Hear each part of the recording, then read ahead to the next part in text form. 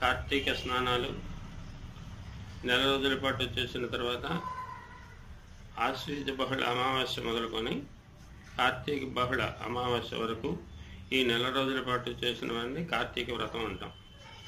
ఈ కార్తీక వ్రతం చేసిన తర్వాత కార్తీక బహుళ అమావాస్య పాడ్యమితి గదిలు తగిలినటువంటి సమయంలో చేసినటువంటి దాన్ని పోలి స్వర్గము పోలిపాడ్యమి అని అంటాం. ఈ పోలిపాడ్యాన్ని తప్పనిసరిగా ఎందుకు చేసుకోవాల్సినటువంటి అవసరం ఉందంటే దీనికి కూడా ఒక కథ ఉంది. ఒక రజకురాలు అంటే ఒక చాకలావిడ తనకి 5 కోడళ్ళు, ఈ 5 కోడళ్ళలో 4 కోడళ్ళను తీసుకొని ప్రతిరోజు కూడా నదికి స్నానానికి వెళ్ళి దీపాలు విడిచిపెట్టి వస్తూ ఉండేది. తెల్లవారుజామున లేచి స్నానాలు చేసి దీపాలు పెట్టి వస్తుండేది. 5వ కోడల మీద మాత్రం అంతగా ప్రేమ ఉండేది కాదు. ఆ చిన్న కోడల్ని ఇంటి దగ్గర పనులకు నియమించి వాళ్ళు మాత్రమే వెళ్ళేవారు. అయితే ఈ చిన్న కోడలు కూడా వాళ్ళలాగే కార్తీక వ్రతం చేయాలనేటువంటి కోరిక చేతను వాళ్ళు వెళ్ళిన తర్వాత, నదికి బయలుదేరి వెళ్ళిన తర్వాత ఈవిడ కూడా లేచి శుభ్రంగా నూతి దగ్గర స్నానం చేసుకొని దీపారాధన చేసి వాళ్ళు వచ్చేసరికి ఆ దీపాలు కనబడకుండా ఒక కుండ బోర్లించి ఉంచేసేది. కొంతసేపటికి ఆవిడ ఏదో చేసినటువంటిది కొద్దో గొప్ప నైవేద్యం చేస్తూ ఉండేది.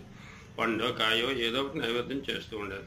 ఇలాగా వాళ్ళతో పాటు ఈవిడ కూడా నెల రోజుల పాటు స్నానాలు చేసి కార్తీక వ్రతం పూర్తి చేసుకునేది. ఈ విషయం అత్తగారికి కానీ తోటికోడళ్ళకి కానీ తెలియకుండా జాగ్రత్త పడేది. ఆఖరవ రోజున కార్తీక బహుళ అమావాస్య నాడు పోలి స్వర్గానికి వెళ్ళేటువంటి రోజు అనేటువంటి పేరు ఎందుకు వచ్చిందంటే ఈ 5వ కోడల పేరు పోలి.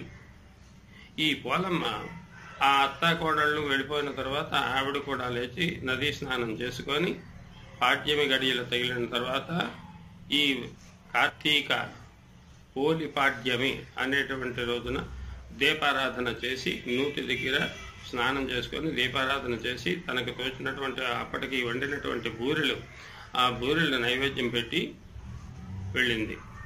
కొంతసేపు అయిన తర్వాత ఇంతట్లో వాళ్ళు వ్రతం పూర్తి చేసుకొని అత్త కోడళ్ళ 4 కూడా బయలుదేరి ఇంటికి రావడానికి సిద్ధమయ్యారు. ఈ సమయంలో ఈ పోలిని భక్తికి మెచ్చుకొని పరమేశ్వరుడు పుష్పక విమానాన్ని పంపించాడు. ఈ పుష్పక విమానం మీద పోలి ఆనందంగా కూడా పుష్పక విమానం ఎక్కి స్వర్గానికి బయలుదేరి వెళ్ళిపోతున్నారు. అంటే ఇక్కడ ప్రతిరోజు మనం నదికి వెళ్ళి స్నానం చేశాము, 100 రూపాయలు దానం చేశాము అనేటువంటిది ముఖ్యం కాదు, భక్తి ముఖ్యం.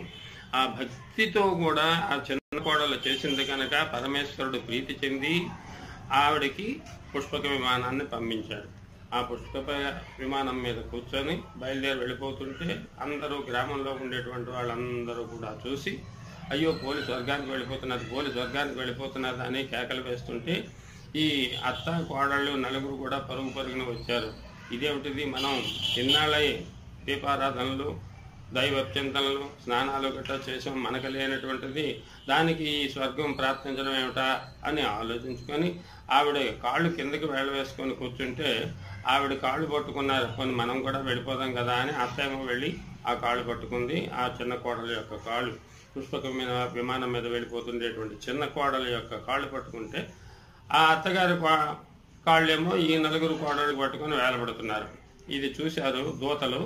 ఆ స్వర్గం నుంచి పుష్పక విమానం దగ్గరికి వచ్చినటువంటి దూతలు చూసి వాళ్ళు మీరు స్వర్గానికి రావడానికి అర్హులు కాదు, ఎందుకంటే మీరు విచక్షణతో ఆమెడి మీద ఉండేటువంటి కోపంతో మీరు వెళ్ళి మేము భక్తులు అనేటువంటి నిదర్శనం కోసం పరిగెట్టారే తప్పించి భక్తి మీలో లేదు, కాబట్టి మీరు స్వర్గానికి రావడానికి అనర్హులు అని చెప్పి వాళ్ళని కిందకి తోసేశారు.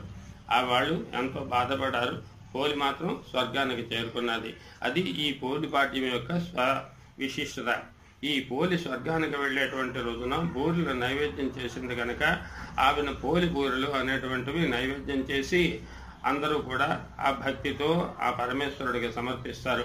అలాగనే ఈ రోజున దీపదానాలు, వస్త్రదానాలు, సాలగ్రామ దానాలు, ఎవరికి తోచినటువంటి వారు దానాలు కూడా ఇచ్చి సద్బ్రాహ్మణుని చేత ఆశీస్సులు పొంది ముక్తిని పొందుతారని పోలి స్వర్గం యొక్క కథ. కార్తీక మాస విశిష్ట